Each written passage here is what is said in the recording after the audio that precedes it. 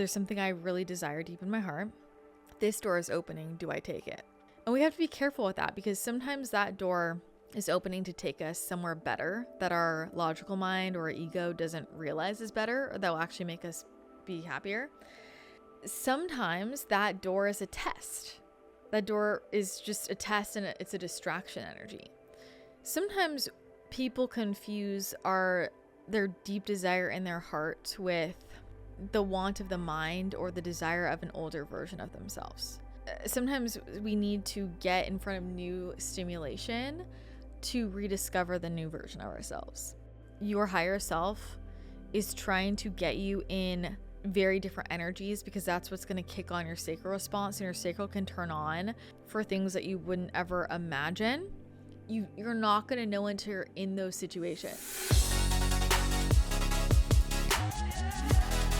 Hello everyone, welcome back to the podcast. Today we're going to do some more live readings. So I have these voicemails that have been sent in from people in the community.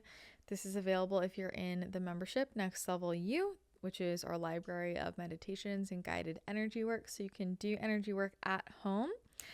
And some people have sent in questions. They have given me permission to read into their fields, and I'm going to share what's coming up intuitively. So let's get started with our first read. Hi, Christina. My question is about an online course, a business idea that I have about cultivating multilingualism in children. I've had this idea for 2 years. In the middle, I got cancer, had to go through 3 chemo treatment, and so I had to put that aside. And then it came back to me. I went to see an energy healer. She told me, this is meant for you. You plan to do this before coming into this life. Your spirit team is behind you. And so that got me very excited. I started working on it again. It's not quite done, but I have the draft. And then at the same time, I also had a very strong calling to study child psychology, which I started about 2 months ago, and it's intense. And I realized that I cannot do both child psychology and work on this project, all 3 at the same time. And so I put this multilingualism course idea on to the side again, and I'm wondering, what do you see in this? Is it okay that it's kind of in the back burner again, or is it really meant to be? I have to find a way to get it done and put it out there. Basically, I just wanted to know, what do you read with this? Is it meant for me? Can it wait? What is the best way to go about this? Thank you. Okay.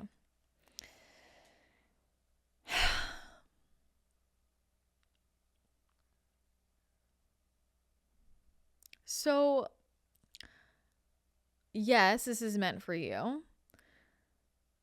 Here's the thing with ideas is they are going to come down and they want to be shared with the world. And if we don't take them, they're going to go to somebody else. It's important that you indicate, which you are, that you are taking this by claiming it and saying, okay, I am going to bring this forward into the world. I love this idea for you. I love the energy of this. And sometimes what happens with people is they will be on their path of fulfilling their mission, and distraction energies will come in. Well, they'll feel pulled to do this or that or this or that. I don't feel this is a distraction for you. I feel this strong pull for you to study the child psychology is necessary information for you to bring this forward in the world. Sometimes when we're bringing forward big projects, we can get really frustrated about the timing of it.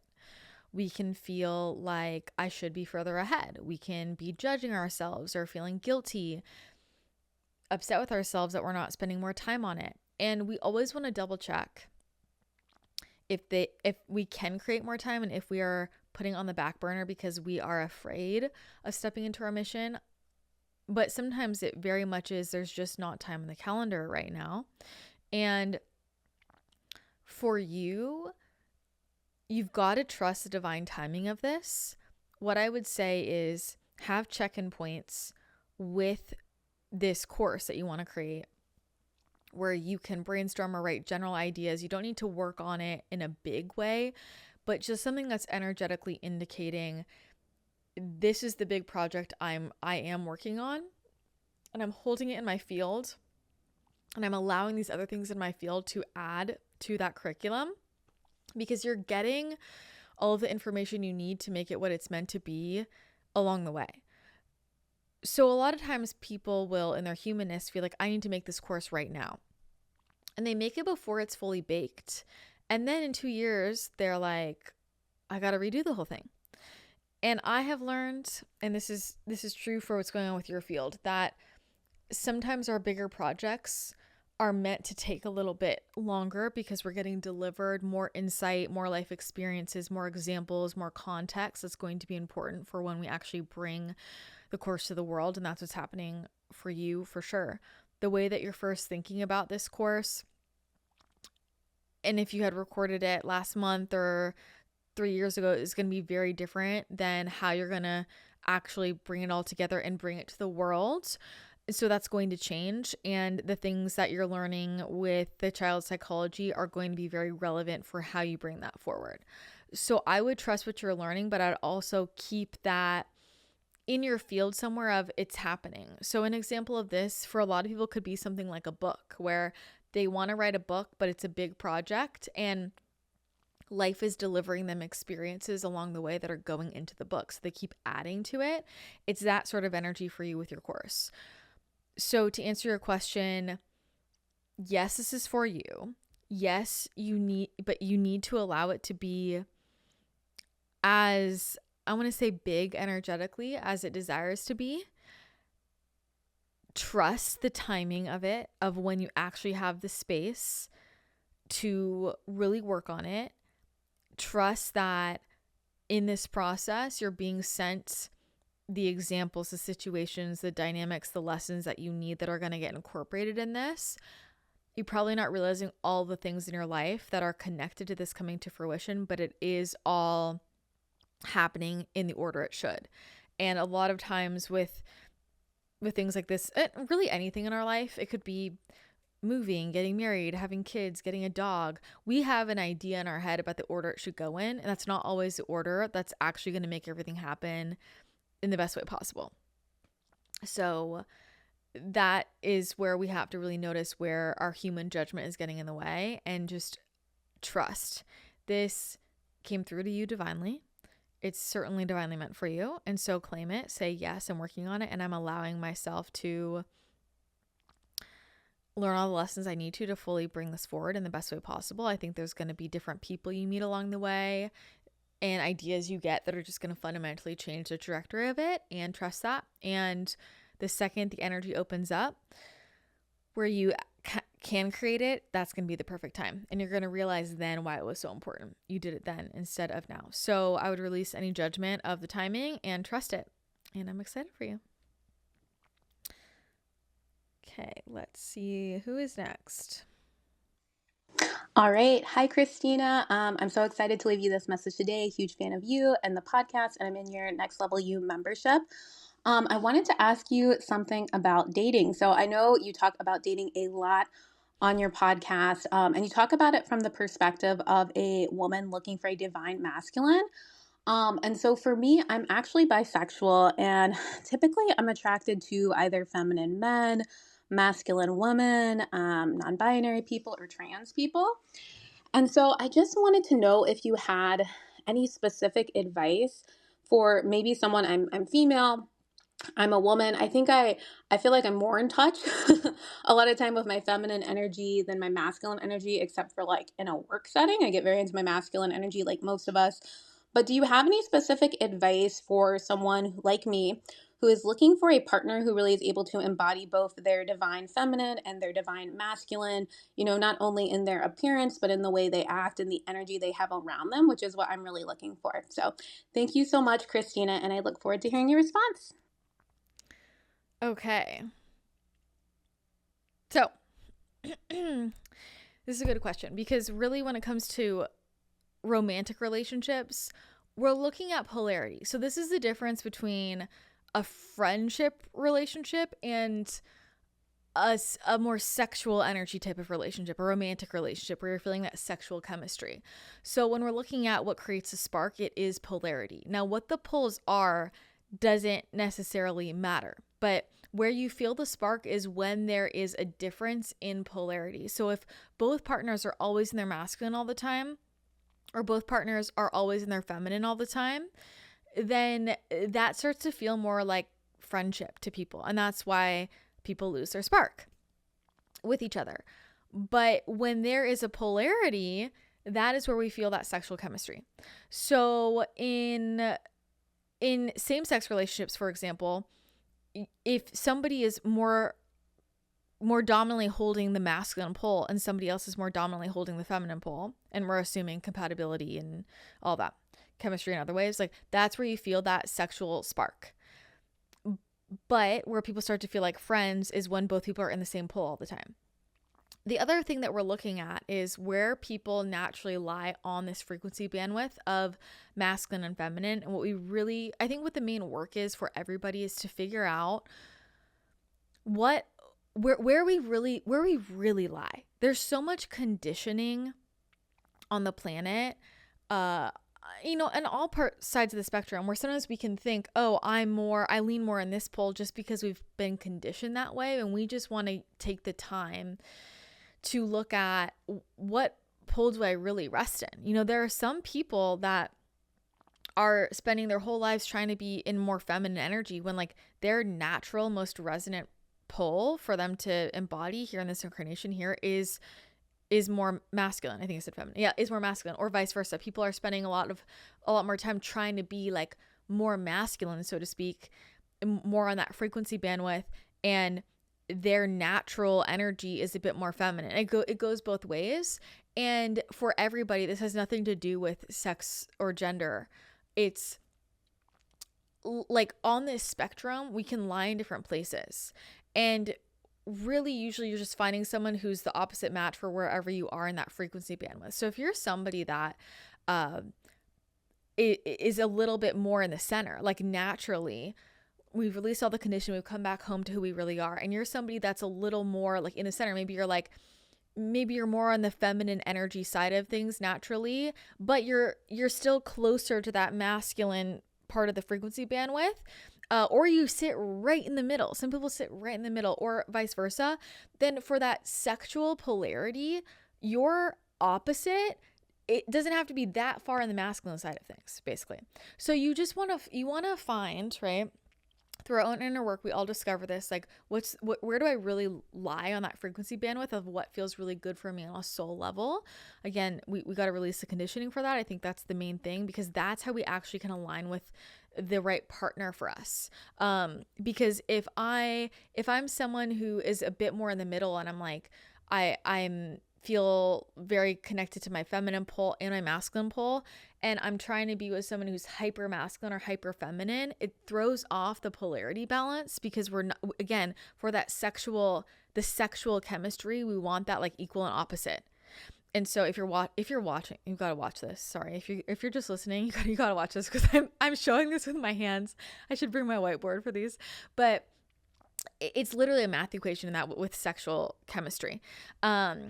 And within the relationship dynamic, again, one person might hold the feminine pole more often, and one person might hold the masculine pole more often.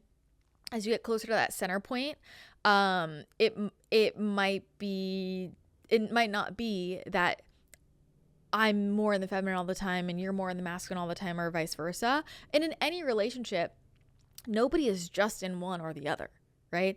Even if you are, one person is very, very much identifies with their feminine energy, and the other person very much more strongly identifies with their masculine energy, there's still going to be times that masculine energy, the person who's dominant in that pole, is going to be in their feminine energy, right? Like, we all feel emotions. We all need to learn how to set intention and carry out goals and take action. That, just for our own personal development, is super important. And I mean, that's where we have to start, right? We have to all develop within ourselves our own healthy divine feminine and our own healthy divine masculine. Those are the energies that keep us in balance, that keep us in balance energetically, so that we can flow and we can receive and we can intuit and we can be creative, but we can also ground things in and take action on our goals. So we do that work first, and then we kind of see where we naturally lie on that frequency bandwidth, and then we from there find the equal and opposite from that perspective. And so with what you're describing, when you're feeling a little more fluid, what that looks like might vary with every person you're attracted to, right? So where that spark is with polarity with person A, it might be a very different dynamic with person B. So instead of somebody who maybe is more consistent in what they're attracted to, like if I identify as I'm more in my feminine energy, like that's the main pole I carry, I'm going to more consistently in relationships, like, no, I'm looking for somebody who's holding their masculine pole more.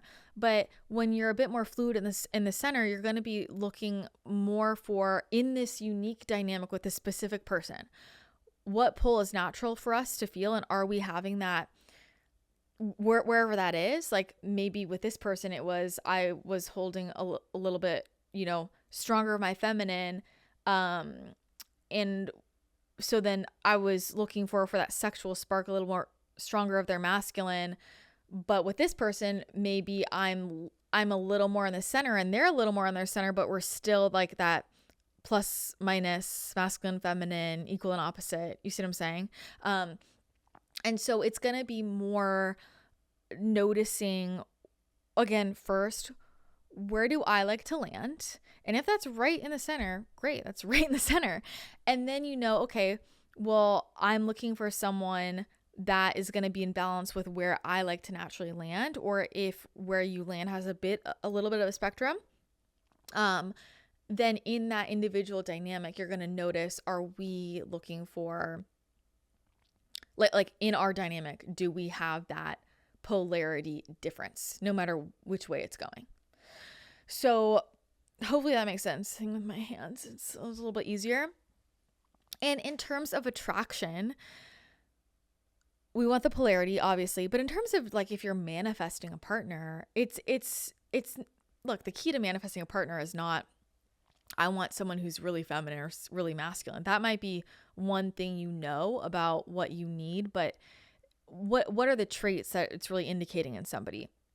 We want to go back to, like, are they kind? Are they loving? Do you want somebody who's adventurous? Do you want somebody who's more of a homebody if you're more like that? Do you want somebody who has, who wants kids? Like there's a lot more like lifestyle and values and personality that lies outside of the polarity equation that is just as important for what you're attracting in. And so if you have a bit more fluidity with the polarity piece, that doesn't need to be the key piece that you're necessarily attracting in, as long as it plays out with that spark when you're in action with that person, so to speak.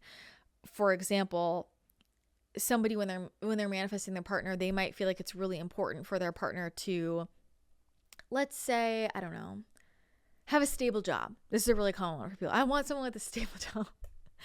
But maybe you meet the exact perfect person and they're in between jobs. Are you going to turn them down? Like, just because someone happens to be at a point in their life where they're in between jobs, that doesn't mean that they're a failure. That doesn't mean that they don't have ambition or they can't show up. Like that can be a real thing in life. They're in between jobs.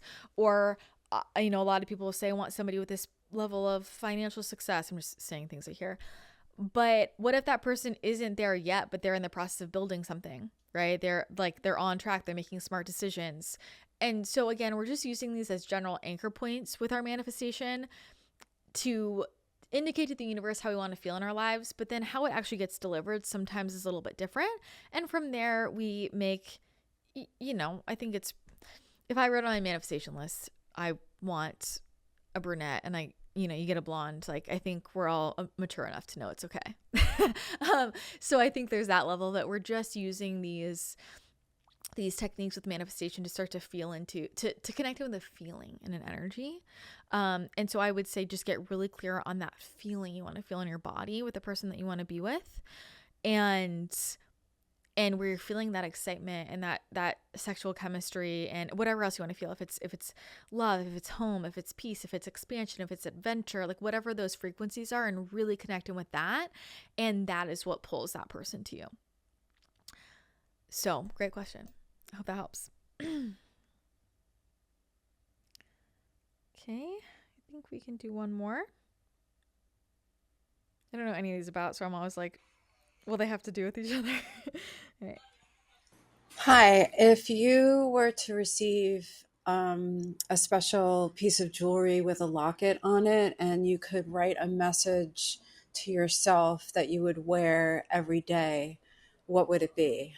That's recently happened to me, and I wanted to write something that's meaningful that I could carry with me every day that would send positivity out to the universe, especially when things are tough. Thank you. That's a fun question. Oh, I would really, if I was in your position, I would really like sit with that in the sense of let it kind of come to me. I'd probably give it a couple of days. Like if I got that locket, I'd be like, I'm going to sit with this. I'm going to live my life. And I know I want to put something in there. I'm going to see what comes to me, because you want it to feel very vibrationally resonant for you. So like I can share some of the things I might write, but if it doesn't land for you, you got to look for that phrase, right? Or that word or that thing that really connects with you. So I would probably write something like, what would I write?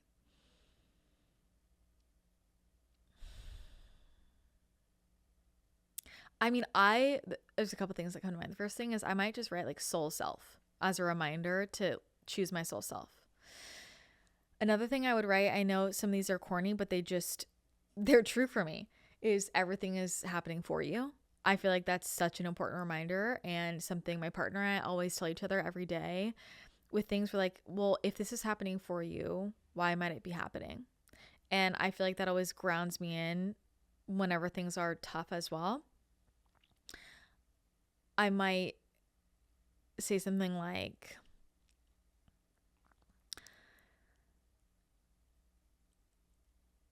abundance is happening for me. I always like to think about it in that way. Those are the top things that I would write. And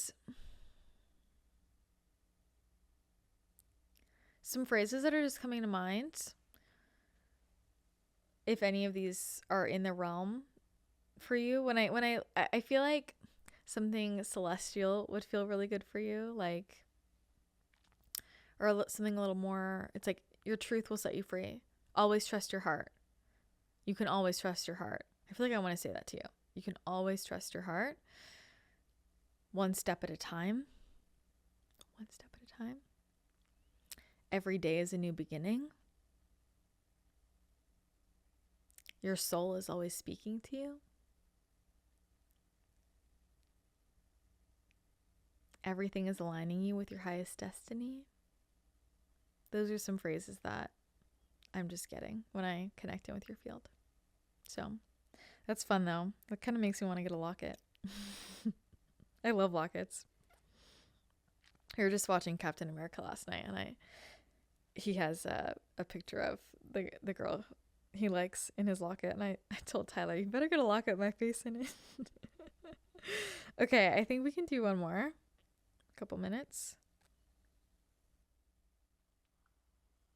Hi, Christina. Thank you so much for this time. I really value your expertise.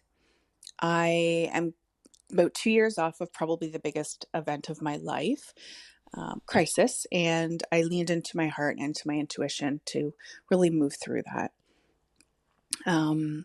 Lately, there have been a lot of closed doors when I take aligned action, and I also feel stagnant in that I'm a generator and I'm not really feeling any sacral responses to anything. So maybe there's two things going on here, but I believe, because of some aligned action that I took recently, that there will be a green door that opens in front of me. And as I was doing the dishes this morning, I realized that I really don't want that green door. And so I find myself wondering, what happens in that situation? Do you unapologetically follow your heart? Or do you trust that the universe is rerouting you and you follow the green lights or the open doors?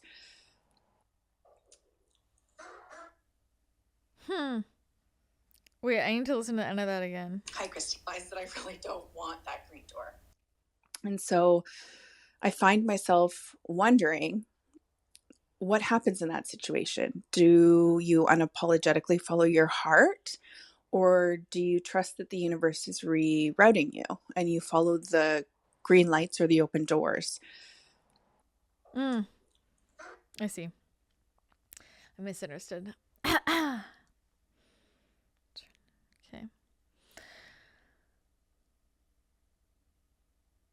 I want to answer that generally, just for people, and also tell you what I think. And that's a really good question, right? This question of, there's something I really desire deep in my heart. This door is opening. Do I take it? And we have to be careful with that, because sometimes that door is opening to take us somewhere better that our logical mind or ego doesn't realize is better, or that will actually make us be happier. Sometimes that door is a test. That door is just a test, and it's a distraction energy. Sometimes people confuse their deep desire in their heart with the want of the mind or the desire of an older version of themselves. And sometimes we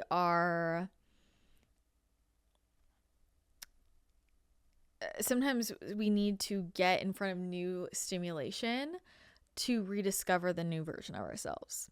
So what I want to say for you, it's a great question and an important question, is you need new stimulation, and your higher self is trying to get you in very different energies, because that's what's going to kick on your sacral response, and your sacral can turn on for things that you wouldn't ever imagine.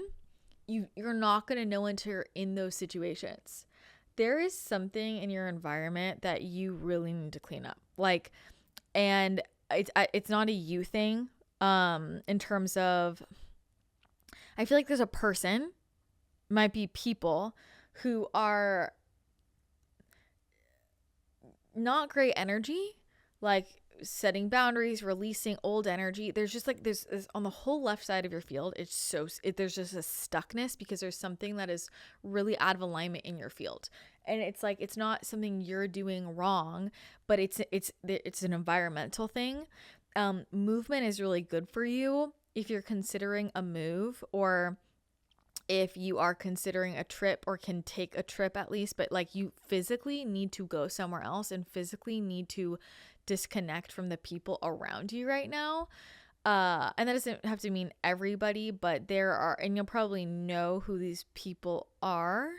There's multiple people who are just clogs in your field. And people can be clogs. Just because someone's a clog in your field doesn't mean they're a bad person. It doesn't mean that they're nasty. Isn't like that. It's not always logical, but it's attached to an old version of you. I do feel like some people are sending some, I hate to say this, but they're sending some evil eye energy toward you. Some jealousy, or there's some weird energy that really needs to get, we got to get out of there, so that your field can open up, and that's going to start to open up more opportunities. Regarding this green door, for whatever reason, what I'm getting is, do I think this green door is where you're going forever? No. Do I think you should still peek inside and see how it feels? Yeah. I feel like you should go in that direction just to move some energy. Do I think that whatever it is the right way to go? No. And I think you're going to realize where it's going to come back to what's that deep desire is in your heart. So it's yes, I'm going to unapologetically follow my heart. And what if I looked at all the open doors? Because what if there's something in there that I didn't realize I needed? And sometimes people do this with jobs, where they're I